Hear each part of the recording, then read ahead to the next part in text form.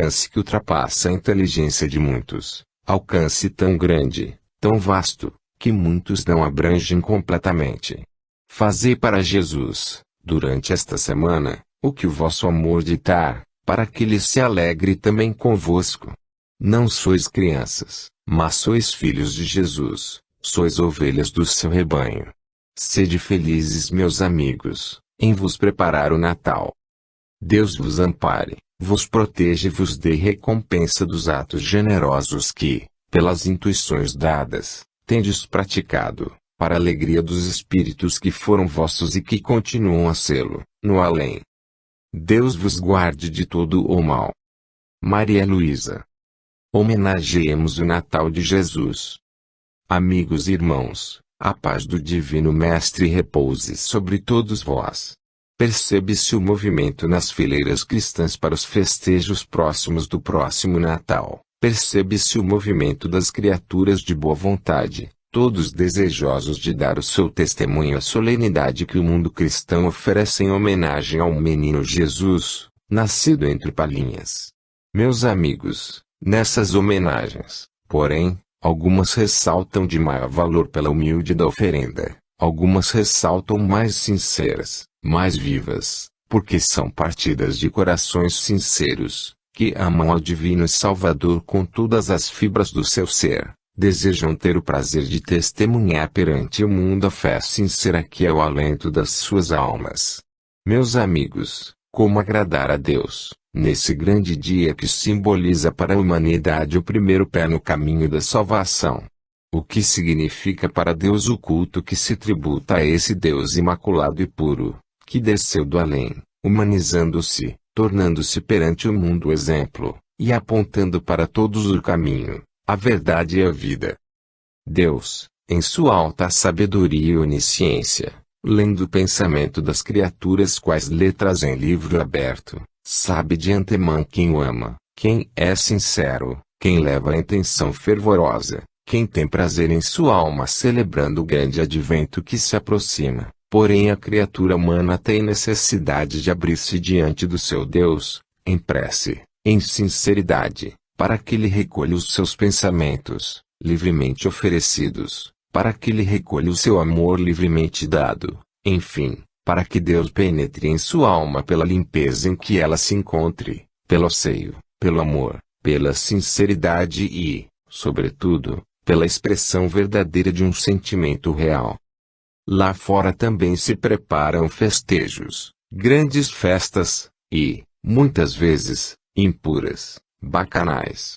O álcool triunfará sobre todas as coisas, o elemento feminino degenerado em seus costumes, será a nota predominante, a festa de muitos, enfim a atmosfera que se respira por aí além, não pode de maneira alguma servir de atração para que os espíritos desejosos do bem, nela mergulhem.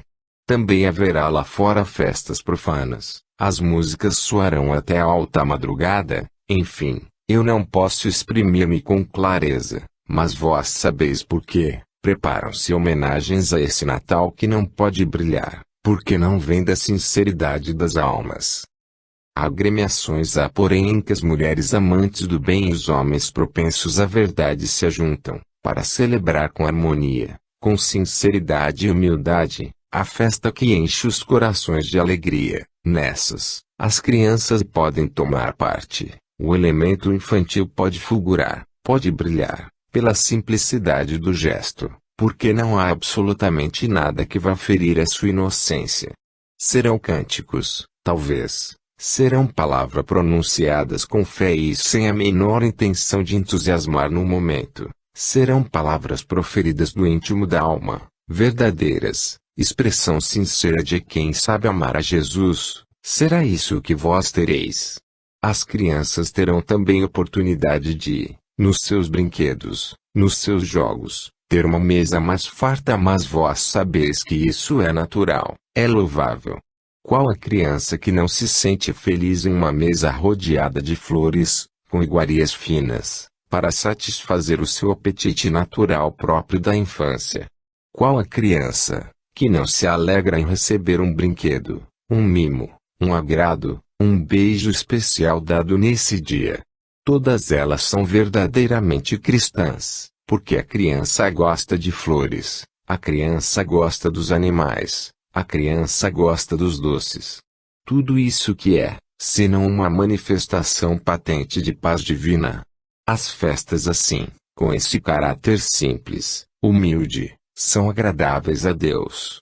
Vós, que sois adultos e que podeis ter pensamentos mais elevados, lembrai-vos, meus amigos, em vossas casas, quando as portas se fecharem e os vossos olhos também se tiverem de cerrar para o sono, desse Jesus imaculado e puro, que podendo viver no seio da sua glória, podendo viver num ambiente puríssimo, onde o próprio Deus reside, desceu à terra sofredora, para trazer vivo, palpitante, o seu exemplo. Esse exemplo é o do sacrifício.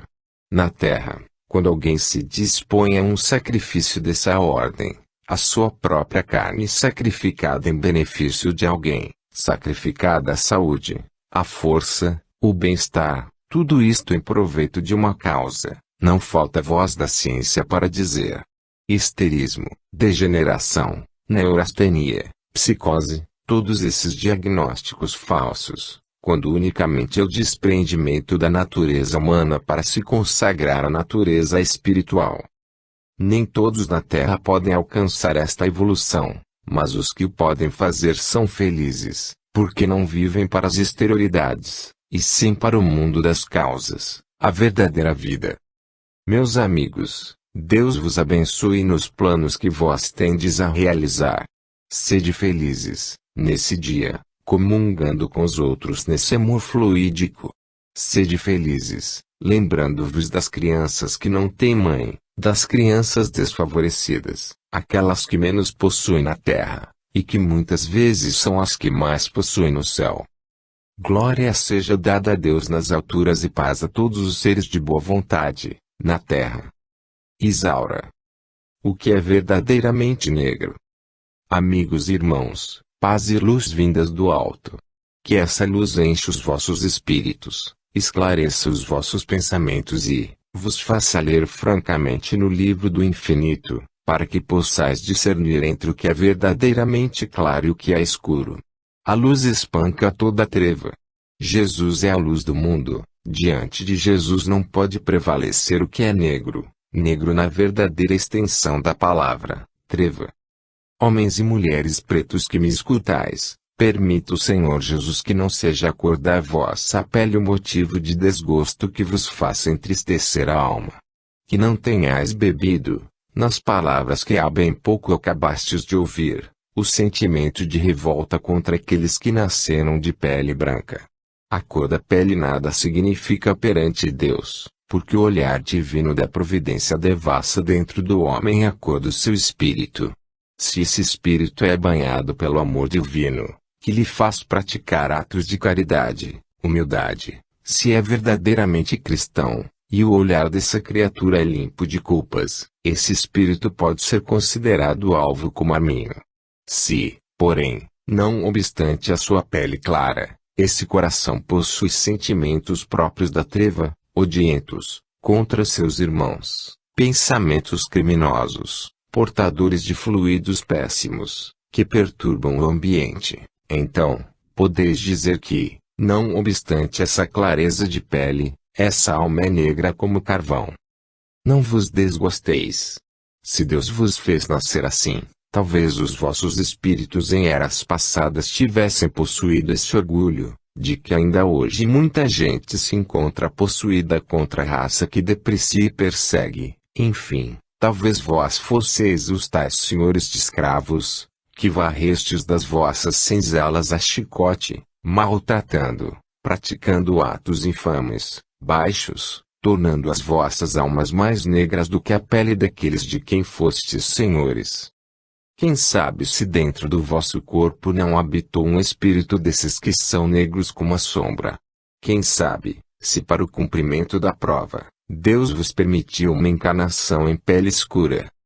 Meus amigos e meus irmãos, não vos pejeis porque nascestes de pais pretos e porque, sendo deles filhos, nascestes igualmente negros. Procurai, sim, ter amor à vossa honra, Porque assim como o branco pode ter palavra e sentimento naquilo que afirma, o preto, igualmente, pode ser nobre de alma, ter sentimentos elevados e altruísticos. Meus amigos, somos irmãos. O Cristo, o Senhor, que baixou do alto da sua glória para vir explicar à criatura humana o que era a fraternidade, veio trazer a missão de irmanar-nos. Todos somos irmãos. Nós os que habitamos do outro lado da vida, e vós os que palmilhais esta vida de sofrimentos, de dores, tenhais os vossos olhos da cor que tiverdes, negros como azeviche, claros como turquesas, azuis como safiras, de qualquer forma, seja o vosso rosto moreno, trigueiro, claro, negro, como for, somos irmãos.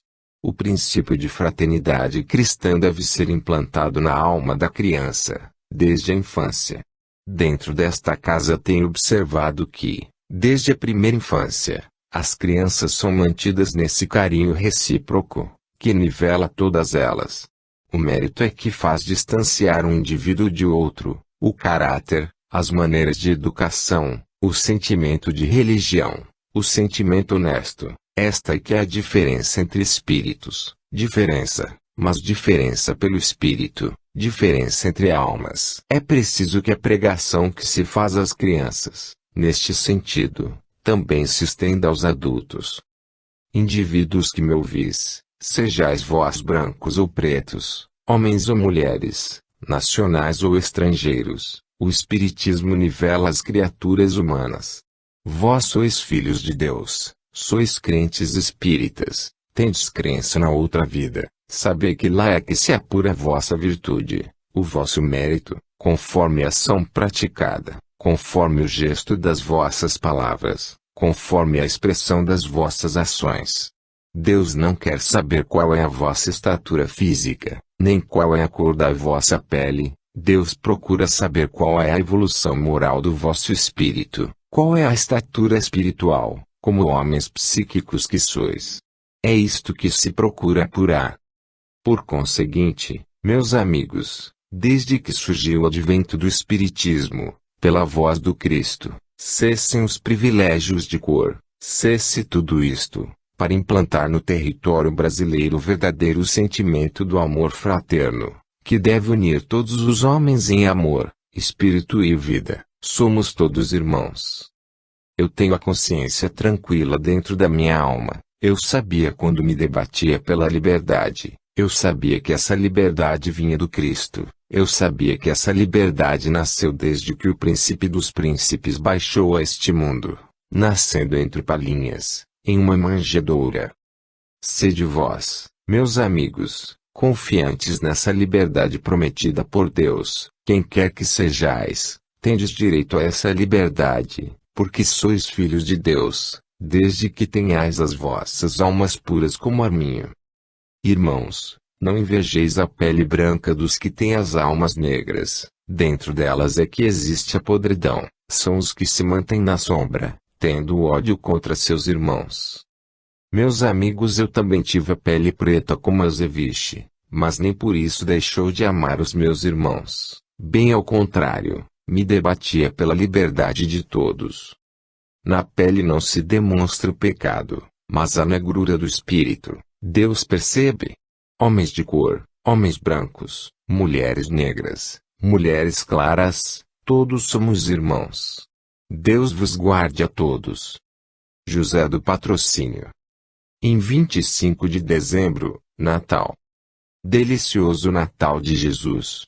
Paz seja concedida, na terra, a todos os seres de boa vontade, hosanas, nas alturas, paz, na terra, aos homens.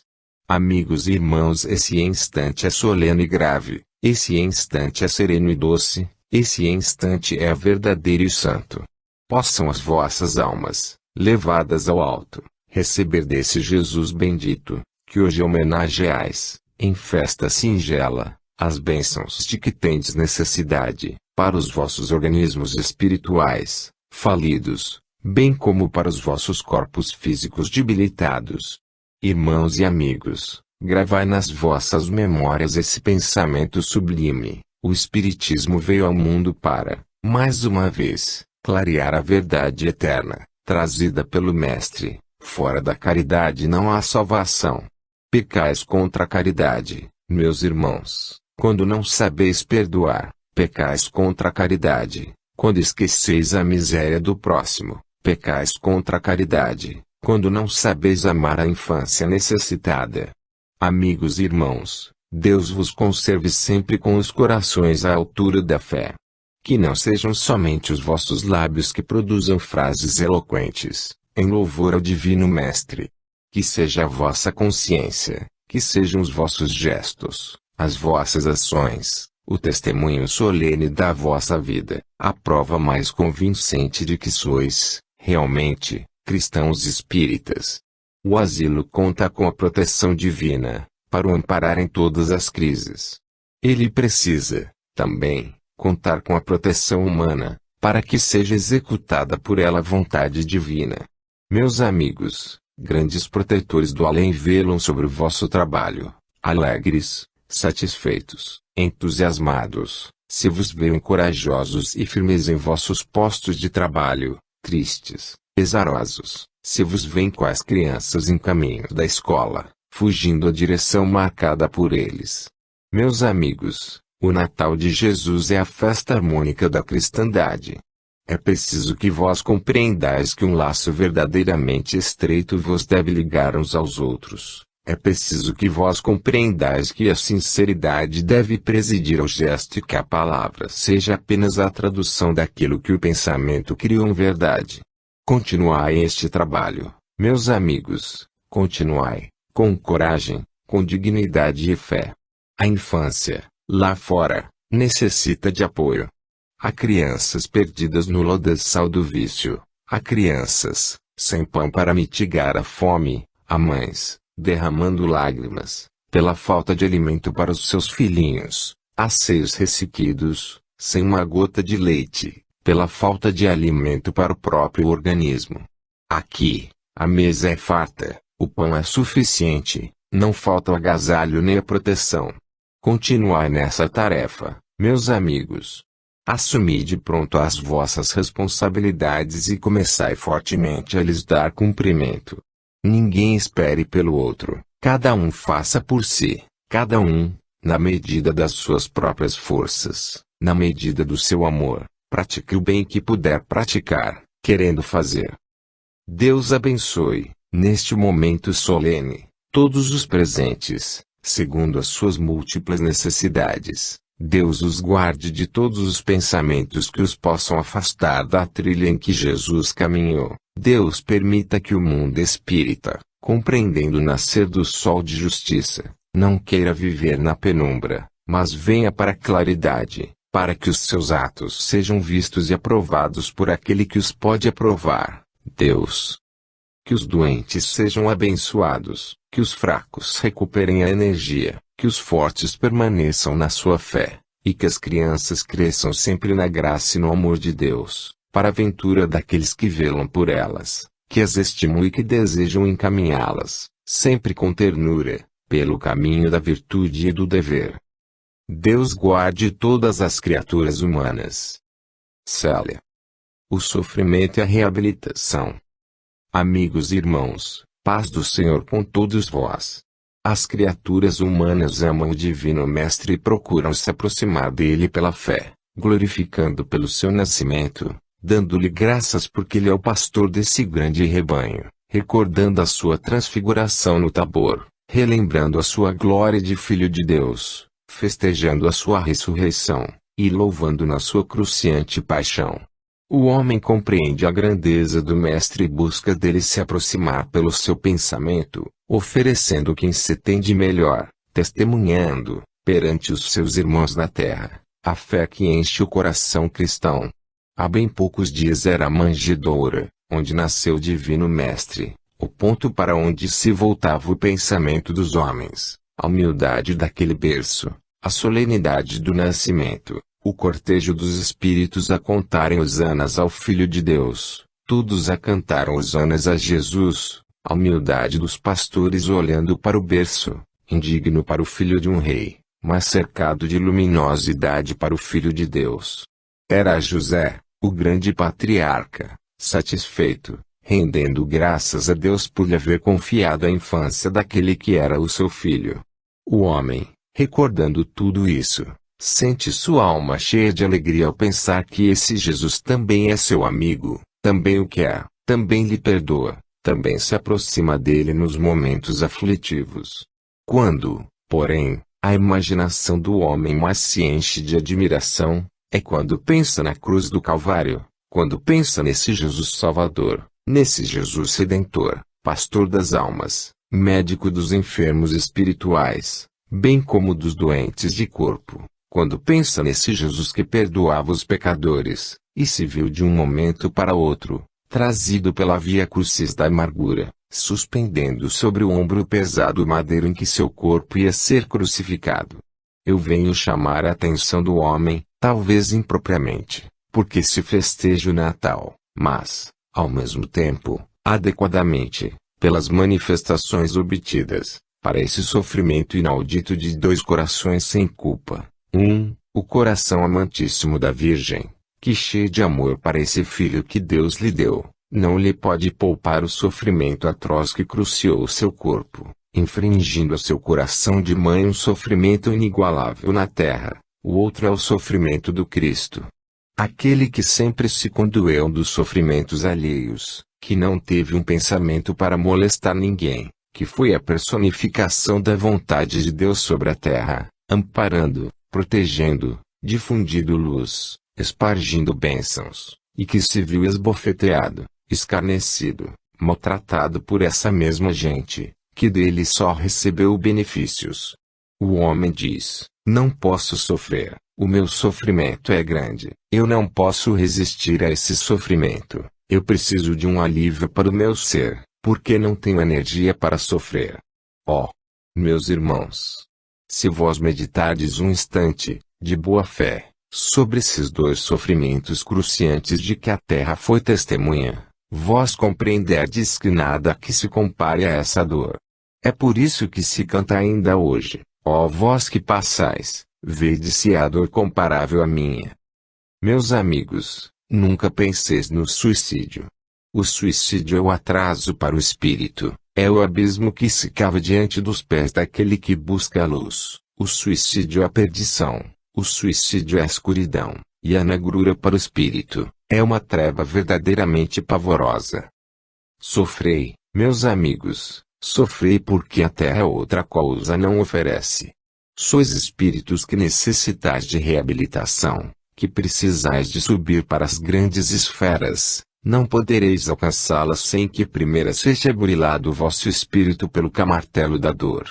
Deveis suportar, meus amigos, as dores que não entendeis, oferecendo-as àquele que tudo entende, porque um dia, quando os vossos espíritos libertos se erguerem desses corpos que tombarão, sem dúvida, a tumba, aparecerão redimidos no além e dirão: Senhor, eu esgotei o cálice até o fim, era amargo, dolorosamente amargo, ele me fez rolar pelas faces lágrimas pesadas de sofrimento, ele me fez apertar o peito como que uma garra, a sufocar o coração, ele me fez despejar gota a gota o fel da amargura no meu pobre ser, mas aqui estou diante de ti, aqui estou, porque suportei o cálice com verdadeira paciência, e tu, Senhor, bem sabes que por maior que fosse a dor que a prova infringisse ao meu pobre ser, maior sempre teria sido o sofrimento do teu filho, que era justo, maior o sofrimento da Virgem Mãe, que era pura.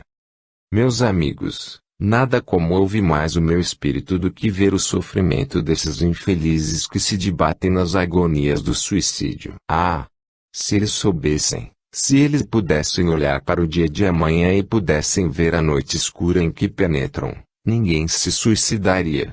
Todos abaixariam a cabeça e diriam: Senhor, se tu me dás flores, eu as recebo com amor, mas se são espinhos que me tocam, paciência, Senhor, que eles sirvam para a purificação do meu espírito. Meus amigos e meus irmãos, louvai a Jesus, aceitando as vossas cruzes, e a ninguém torneis mal por mal, a ninguém respondais mal, que os vossos pensamentos sejam bondosos.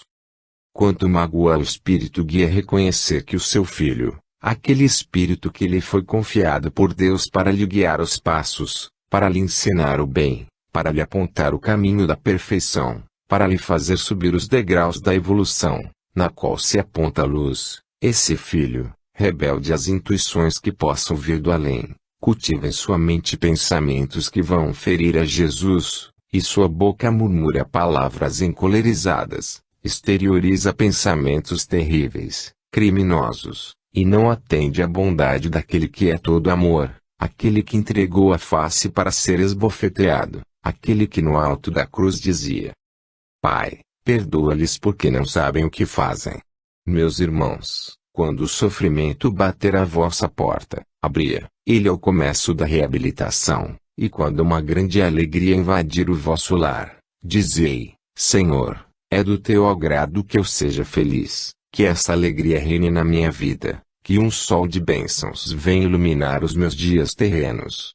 Senhor, se é da tua vontade, que eu seja feliz, mas se essa alegria prejudicar o meu ser espiritual, então que se vá, e venha a cruz. Chegai a este ponto, meus amigos, porque há quem possa chegar. Deus abençoe a todos aqueles que são caros às instituições dos espíritos. Deus abençoe a toda a cristandade, porque ela se volta para o seu Deus, em prece, em resignação, em sacrifício. Deus seja com todos vós. Alfredo Barcelos. Na última sexta-feira do ano. Meus amigos e meus irmãos, última sexta-feira do ano, última vez que, em sessão prática, vos reunis para a prática da caridade cristã no meio espírita. Permita Deus que todo esse ano, empregado no trabalho da seara santa de Deus, possa ter sido de proveito, não somente para aqueles que passaram mão do arado e lavraram o terreno, como para aqueles que foram os semeadores desse trabalho. Permita o Senhor que todos os trabalhadores da vinha santa, no cumprimento do seu dever, tenham adquirido as bênçãos de que têm necessidade, tenham auferido gozos espirituais, a que fazem jus pela dedicação sincera ao trabalho, e que aqueles que foram beneficiados pela prece, pela influência desta casa, possam compreender o alcance dessa mesma benção, com iguais votos de paz, de fraternidade aos seus irmãos desinteressados, que por eles se interessam espiritualmente. Amigos e irmãos, uma reflexão vem neste instante em que esta sessão encerra as sessões práticas do ano de 1934. Essa reflexão é a seguinte: aproxima-se o outro ano, o trabalho certamente continuará, não penseis, porém, que as dificuldades não surgirão da mesma forma que surgiram neste. Elas surgirão, porque sempre se apresentam no caminho daqueles que procuram servir a Deus. As dificuldades se apresentarão, não há dúvida. Resta saber se a firmeza dos trabalhadores se manterá de pé, pronta a enfrentar todos esses obstáculos que a terra naturalmente lhes porá no caminho. Como defender-se dos botes invisíveis, lançados pelos sofredores. Muitíssimas vezes tem sido ensinado desta tribuna, por vozes mais autorizadas do que a minha, sobejas vezes se tem dito aos homens de fé, que antes de olharem para a conduta dos seus amigos e até dos seus inimigos, olhem primeiramente para sua própria conduta. Esta é uma regra que deve ser aproveitada por todas as criaturas bem-intencionadas. Certamente que o mundo não dará virtudes. Como se vê, o mundo continuará na sua carreira desenfreada, precipitando-se, cada vez mais, nas trevas da ignorância, precipitando-se, cada vez mais, no abismo da descrença e, ao mesmo tempo, entrando de corpo aberto nestas festas pagãs, que umas após outras, se vêm sucedendo, continuadamente. Certamente que tudo isso será assim, mas isso não autoriza que a conduta do homem espírita se meça por essa bitola. Quanto mais treva em derredor, mais intensa deve ser a luz. Quanto menos forças possam haver para o bem, maior deve ser a energia para aumentá-la. Quanto mais se reforçar a corrente de pensamentos maléficos, tanto mais se deve opor à resistência pacífica, branda e suave, mas, ao mesmo tempo, firme. Se esse crente não é amparado pelo pensamento calmo, certamente se desviará. Ora, os homens espíritas deixam muito a desejar, são homens do momento, são homens da ocasião, são homens do público, são homens de resoluções fracas, são homens que não se definem abertamente. A conduta espírita deve ser firme, desafrontada, sem receio, face a face com aquele que não crê. É a melhor maneira, a mais convincente para induzir almas à verdadeira fé, o exemplo. Mas, o que vemos nós no mundo que se diz cristão? Condenar-se à avareza, e dela se fazer prática, condenar-se à impureza e dela se servir nos próprios gestos, nos próprios atos, no próprio olhar, no próprio andar, no próprio viver, cada um sobe no pedestal do seu egoísmo, e induz a fugir a virtude da mulher, toma pela mão a inocente, que não sabe conduzir-se, e leva paternalmente para o caminho que a põe a perder. É isso que se vê todos os dias, é isso que a mocidade espírita aprende, é isso que os homens espíritas pregam, não pelas suas palavras, mas pelo seu exemplo, pela sua fraqueza, pela pusilanimidade, pela sua falta de energia, pela fraqueza da sua fé. Meus amigos, tolerância, tolerância, mas não pusilanimidade. A tolerância obriga-nos a respeitar a crença dos outros, obriga-nos a compreender que o fraco não pode dar mais do que aquilo que oferece, obriga-nos a ser leais e verdadeiros com aqueles que, embora na ignorância, representam uma fé singela. A tolerância não nos manda pactuar com eles, a tolerância não nos manda seguir exatamente os seus costumes, praticar as mesmas ações, e depois censurá-las abertamente de público. Meus amigos, fechemos o ano, com resoluções mais prontas, com a vossa fé mais firme, com o vosso caráter mais decidido, enfim, com a vontade firme de apresentar ao mundo o Espiritismo impresso em todos os gestos, impresso em todos os olhares, impresso em cada passo da vida. Deus vos guarde de pensar mal, Deus vos ensine a pensar bem.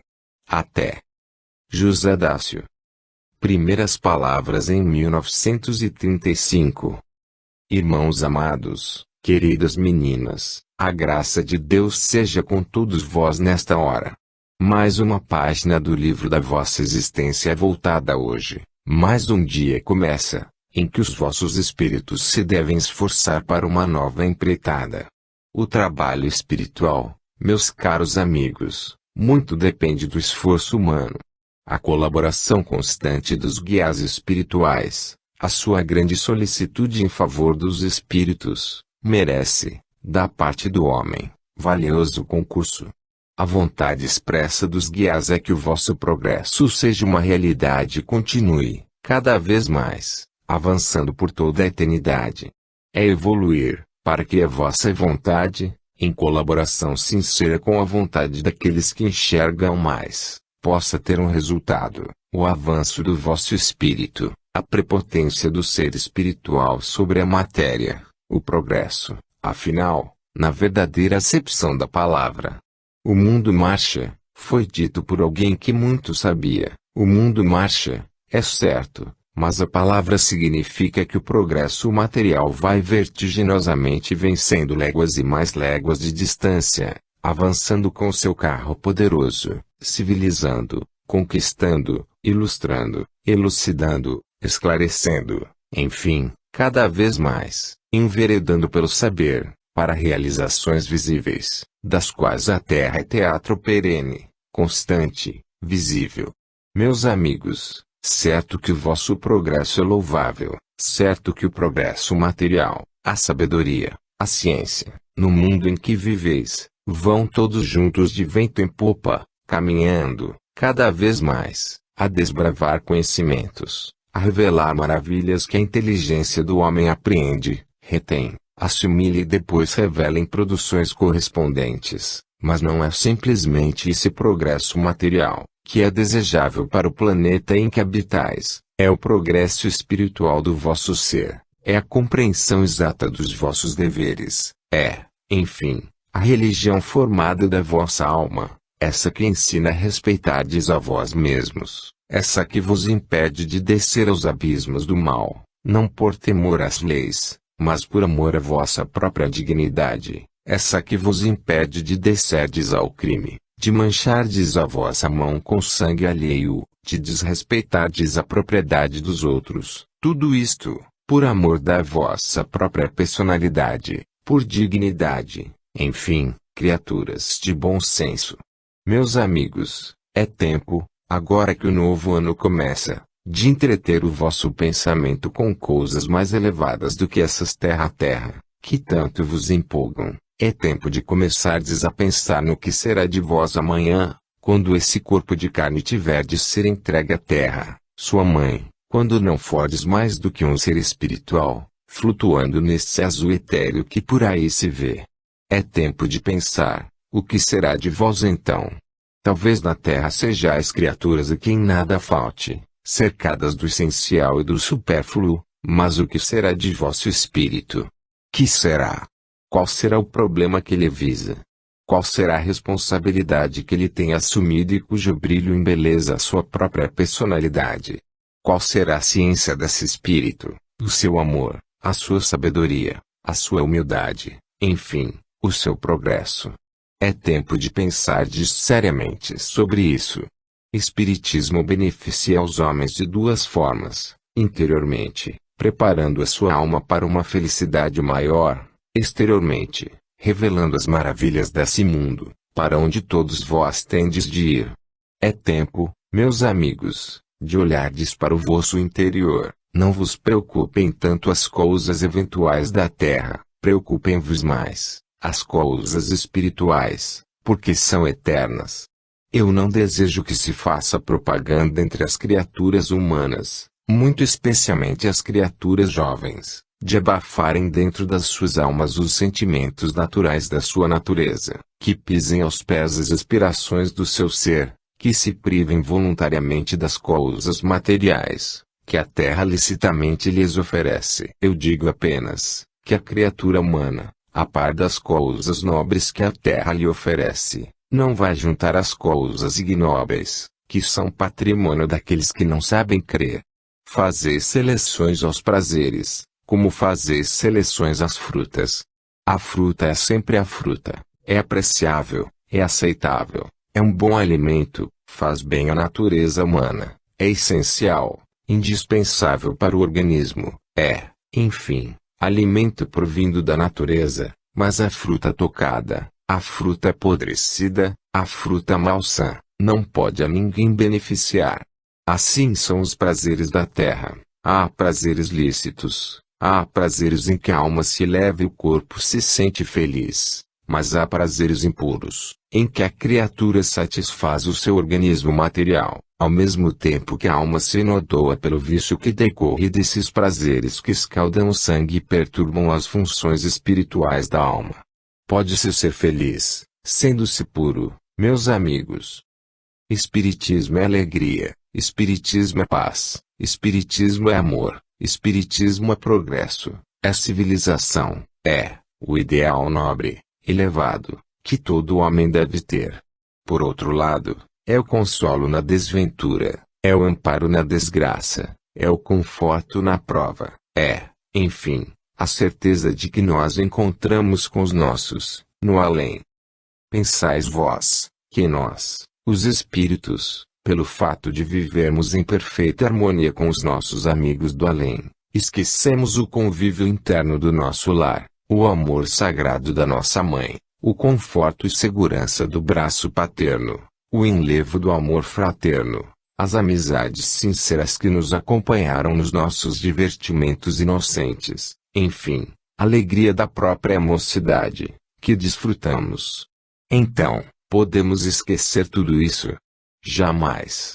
Estas lembranças perduram sempre em nosso ser, mas a certeza de que um dia todos nós nos reuniremos, esta certeza nos enche de alegria, nos enche de conformação com esta separação temporária.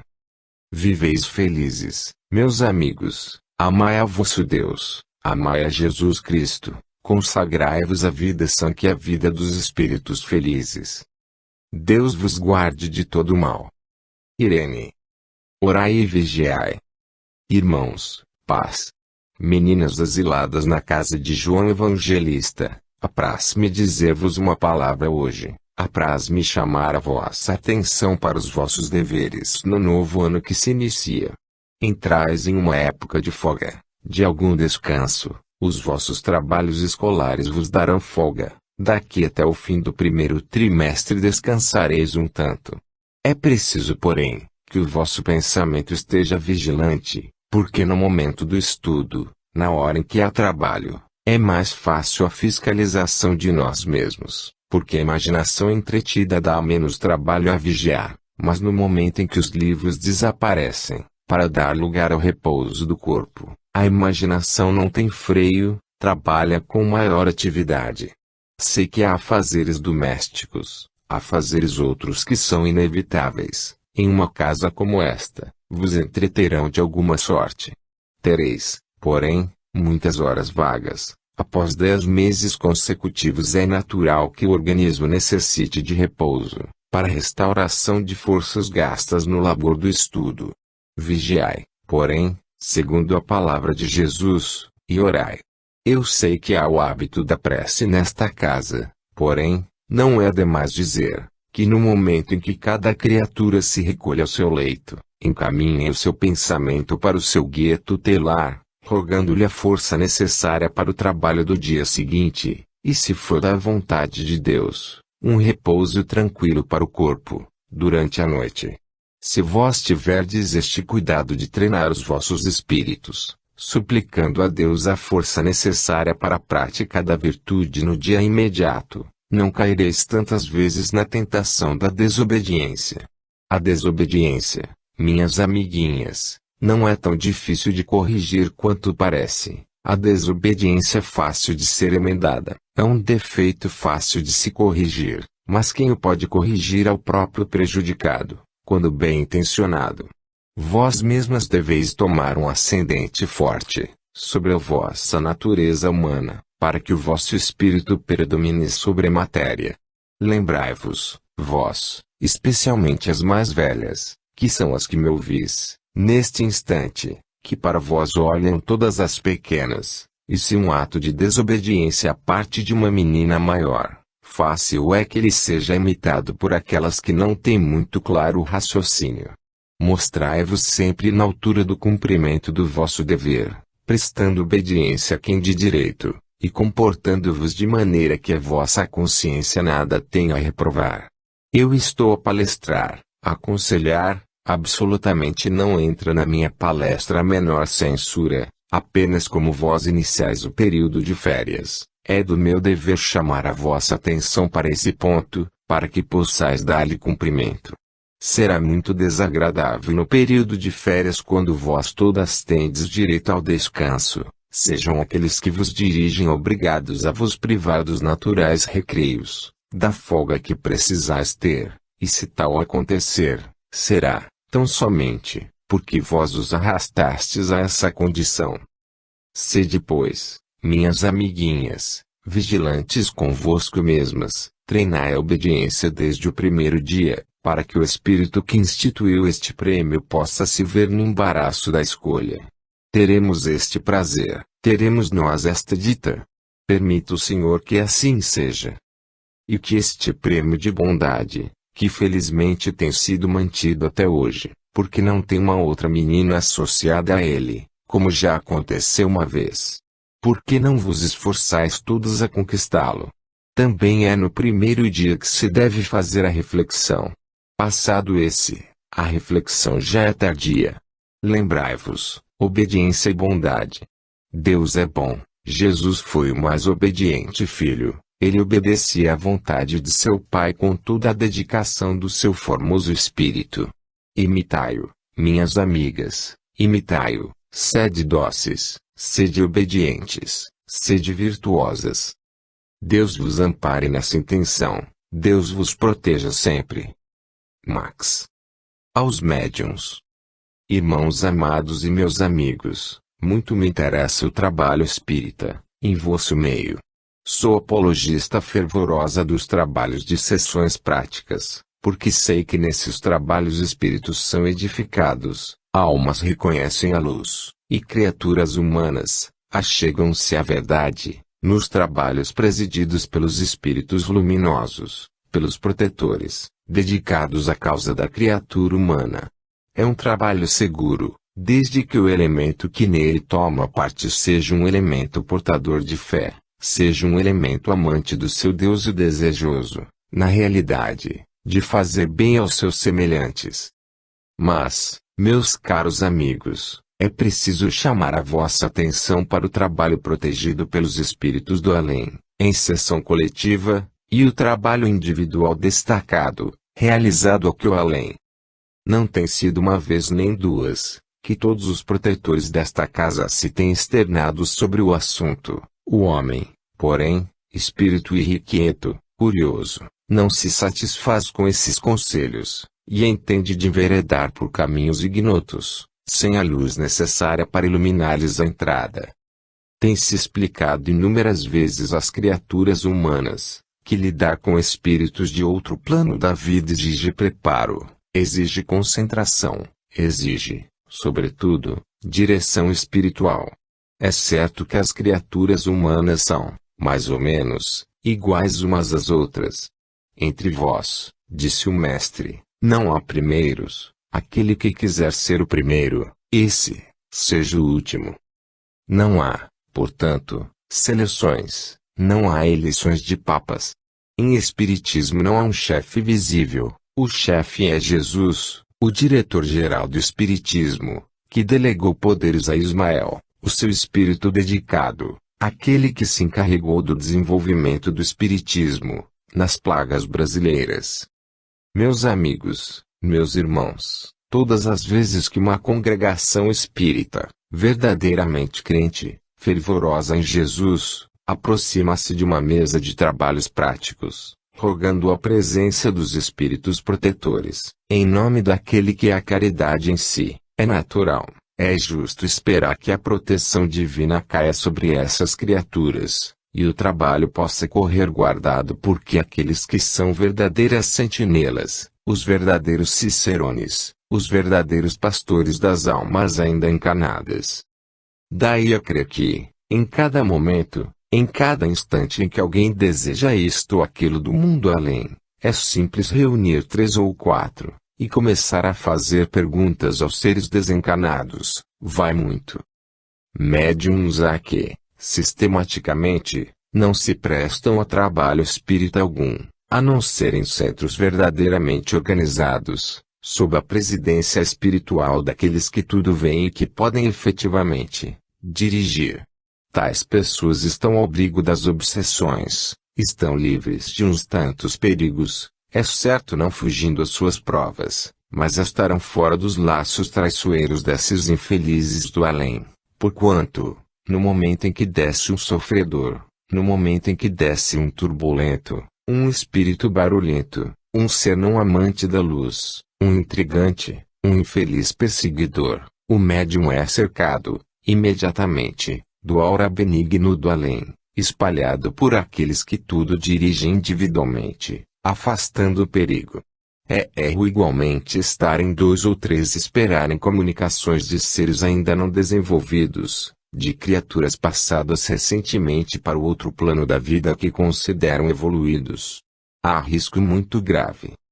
Venha a propósito repetir, mais uma vez, em resposta à consulta previamente feita, que o trabalho espírita deve ser organizado em sessão presidida por quem de competência, digo, referindo-me ao plano espiritual. Quanto aos seres humanos, qualquer que seja a sua competência, que a moral fique acima de qualquer suspeita, é o principal, a moral, antes de tudo, antes da ciência, antes mesmo da sabedoria, antes da eloquência. A moral, a conduta limpa, é o que pode assegurar a presença do espírito diretor, no momento perigoso, qual aquele de enfrentar seres inferiores do outro plano da vida.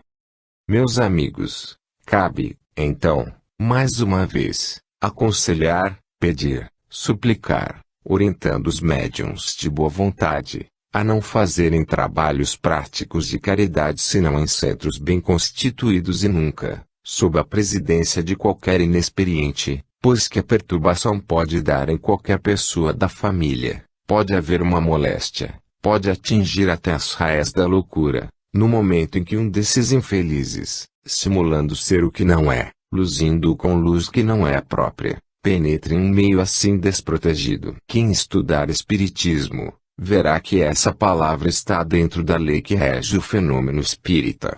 Já o fundador do espiritismo dissera em tempos atrás. Um conselho, pois, meus amigos, nesta resposta, médiuns desenvolvidos, médiuns que quereis trabalhar para a vinha espírita do Senhor, governai-vos. Não admitais, em absoluto, que na vossa mediunidade mande quem quer que seja. A mediunidade pertence ao médium. O médium deve ter critério suficiente para entregar-se nas mãos daqueles que o amaram, que são os guias, a fim de não prejudicarem os seus dotes espirituais. Deus vos guarde de todo o mal. Isaura. Um aviso de alto valor. Meus amigos e meus irmãos, paz vos seja concedida por Deus, e ao meu espírito, ele acompanhe sempre, para que possa evoluir e crescer, em bem da causa espírita. Meus amigos, eu tenho assistido sempre, continuadamente, às vossas sessões regulares de estudo e demonstrações práticas. Tenho assistido, muitas vezes, a cenas edificantes, às manifestações de espíritos, que servem para elucidar o vosso viver, para abrir o vosso entendimento à luz da verdade eterna. Meus amigos, diferentes são os matizes da dor. A dor se manifesta sempre em progresso para o espírito. Quando a dor não aproveita, é porque o espírito, ainda rebelde, a rejeita, mas ela insistirá e virá depois, até fazer com que esse espírito abrace e faça dela sua melhor amiga, para poder progredir, crescer sempre. Os que partem cedo da terra, dão a impressão de que não sofreram, de que não tiveram contato com a dor, de que passaram a infância feliz. Mas vós tivestes hoje uma alusão, aqui, perfeita, a respeito de um espírito que baixou à terra em primeira infância e, não obstante, carregou bem penosa prova. Eu não posso dizer que tanto assim fosse comigo, mas também parti em dias iniciais da vida material, também parti muito criança, e da vida material, pouca reminiscência poderia ter o meu espírito. Tenho, porém, um passado, como todos vós, longínquo, que se perde no correr dos tempos e que me faz recordar vidas sucessivas, de quedas, de reabilitações pela dor. Eu também tenho a minha página de sofrimento no livro da minha história. Venho para dizer a vós todos, que aqui vos encontrais, que não tenhais para com os vossos semelhantes outros sentimentos, senão aqueles que Jesus busca implantar no vosso ânimo, a respeito dos pecadores da terra. Falando sobre o hospital, houve uma manifestação dolorosa, de quem presenciou as dores humanas, neste vale de lágrimas, que é a terra. E quantos de vós, também, meus amigos, não tereis presenciado sofrimentos, que não se podem nomear em pequena palestra, dolorosamente feridos no âmago do vosso ser? Quantas lágrimas terão rolado pelas vossas faces, lamentando as dores dos vossos irmãos? Meus amigos, venho para dizer, Deus em sua infinita misericórdia, em seu grande amor pela humanidade, mandou que Jesus, seu Filho dileto, viesse ao mundo para exemplificar a doutrina do sacrifício. Jesus veio, e se mostrou amigo de todos, e teve palavras de solicitude e bondade, quando afirmou que o mundo é realmente um hospital de dores, e que os leprosos morais são os doentes da alma.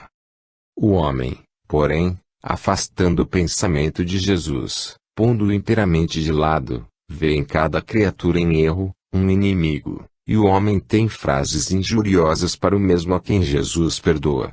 Pois bem, meus amigos, ficar sabendo que é um trabalho insano este, da altura, nivelar os homens entre si pela dor, procurar fazer o irmão compreender que o seu irmão que pecou na terra é também filho de Deus, fazer calar, na boca do espírita, A palavra injuriosa, contra aquele que não sabe crer como ele crê, fazer compreender a mulher cristã, que aquela que prevaricou é também sua irmã, fazer compreender a criança, que a amiguinha que não sabe corresponder ao seu afeto, é também filha de Deus, e as mães, que os filhos culpados, aqueles que se desviam da linha do dever, aqueles que enveredam pelo caminho do erro, pelo caminho do vício, prejudicando a sua própria virtude, a sua reputação, e caindo no lodaçal do pecado, têm para o seu coração de mãe e se não têm, deviam ter, o mesmo direito à amizade, o afeto que tem outro que sabe se conservar na vida limpo de culpas. Meus amigos, aprendem nesta palavra de Jesus a condenar o vício, amando o pecador. Parece um verdadeiro paradoxo, mas é a expressão da verdade. Jesus comeu com os pecadores, andou no meio de mulheres desviadas da virtude, andou com salteadores, bandidos, ladrões, entre os quais foi crucificado, e nunca se contaminou, detestando o vício amava o pecador.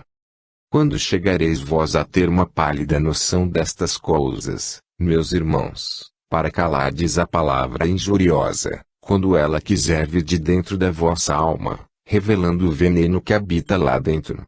Piedade para os que erram. Noção de espiritismo clara, positiva para salvar essas almas do lodaçal do pecado. E entre vós, esse laço de união fraterna que vos una, que vos entrelace uns aos outros, fazendo com que vos ameis extremamente. Lealdade, meus irmãos, com os vossos amigos. Piedade para com os desviados da linha do bem. Caridade para com os sofredores que ainda não conhecem a Jesus. E para os médiuns, para aqueles que se devem consagrar ao trabalho do Divino Mestre, a vinha santa de Jesus, um aviso: orai para que Jesus vos mostre onde está o vosso dever. Os médiuns são muito assediados, meus amigos. Os médiuns têm contra si a treva escura, onde se manobram fluidos que os podem laçar. O médium deve ter uma vigilância extrema com os seus gestos, com o seu pensamento, com a sua própria palavra, e ele pode manter a sua fé independente de qualquer intuição estranha. Ah! Eu tenho nos meus médium de alta potência espiritual, médium que, se dedicasse à prática da doutrina espírita, traria grande benefício para a humanidade, porque a sua mediunidade é visível, as suas intuições formidáveis, a sua faculdade psíquica esperando apenas largo desenvolvimento para se manifestar em toda a pujança, e, no entanto, não tem este prazer. Este médium sabe que o é, mas ainda não foi tocado para se decidir abertamente abraçar a vocação que escolheu no além. Os dias correrão. A eternidade se aproxima. E o dia em que o seu corpo mergulhar na sepultura, para o espírito seguir além, permita-me Deus a graça de poder dizer: Pai, por que não trabalhaste? Que fizeste do fluido bom que Deus te deu? E ele, em face do seu guia espiritual, terá de dizer: Senhor, eu fiz como o obreiro da parábola, guardei no lenço o dom que me deste, enquanto que outros foram semeando, a mãos cheias, definhando materialmente, para crescer espiritualmente, como verdadeira estátua de luz. Deveria ser assim comigo, não foi, Senhor, porque eu me desgostei, porque os pesares, as tristezas da vida, me empolgaram de tal sorte, que eu me tornei desiludido, não cuidei das dores espirituais, para cuidar, tão somente, da dor material que afogou todo o meu ser. Mas a dor era uma cruz, e as cruzes não se podem lançar fora. Meus amigos, Deus vos abençoe a todos na prática da doutrina espírita, e orai para que todos os médiuns se mantenham firmes no cumprimento do seu dever. Deus vos abençoe a todos. Heloísa. Lições sobre a doutrina de Jesus. Meus prezados amigos e meus irmãos, eu vos desejo a proteção divina, aquela que vem do alto para trazer a paz ao coração humano. Desejo-vos, igualmente, a compreensão do belo, do nobre e do altruístico, do elevado, para que possais firmar a vossa fé nos sentimentos que partem diretamente de Deus e beneficiam o homem. Ser espírita, meus amigos, acarreta sobre a criatura humana a grande responsabilidade. Essa responsabilidade se subdivide em diversas formas, tal seja o trabalho, o esforço despendido pela criatura sobre este ou aquele alvo especial da doutrina. Assim aqueles que se dedicam